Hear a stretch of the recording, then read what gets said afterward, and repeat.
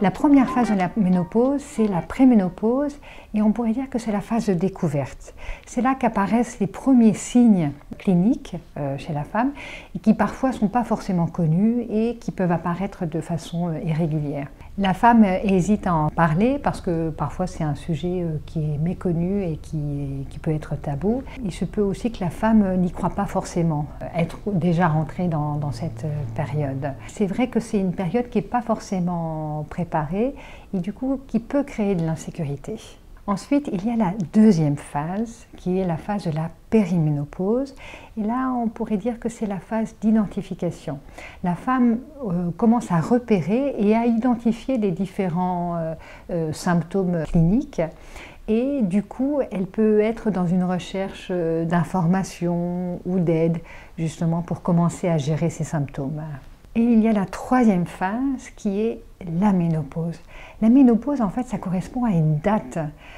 Sur un plan étymologique, la ménopause signifie l'arrêt des règles. Et en fait, c'est l'arrêt des règles sur les 12 derniers mois. En fait, c'est une date qui peut être posée de façon uniquement rétrospective. Et ensuite, il y a la quatrième phase qui est la phase de la postménopause et qui est la phase de rééquilibre. La femme va retrouver un équilibre sur un plan hormonal et cet équilibre, il est là pour la vie. C'est donc une période où il va y avoir normalement la diminution, voire l'arrêt des manifestations cliniques. Alors parfois, il peut y avoir une persistance de certains symptômes chez certaines femmes, et d'où à ce moment-là l'importance qu'elles puissent être accompagnées par un professionnel de santé. Cette phase de rééquilibre, elle est importante et elle va dépendre de la façon dont sont vécues les différentes phases précédentes. Donc, en conclusion, ce processus d'adaptation, il va se faire quoi qu'il arrive.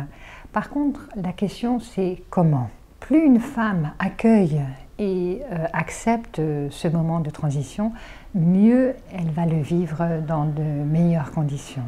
Les symptômes cliniques, qu'ils soient physiques ou psychologiques, ils vont être présents.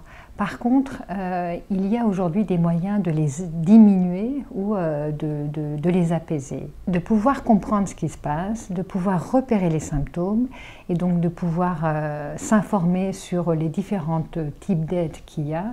Ça permet de préparer et de s'adapter à cette période de vie de la femme qui peut être difficile.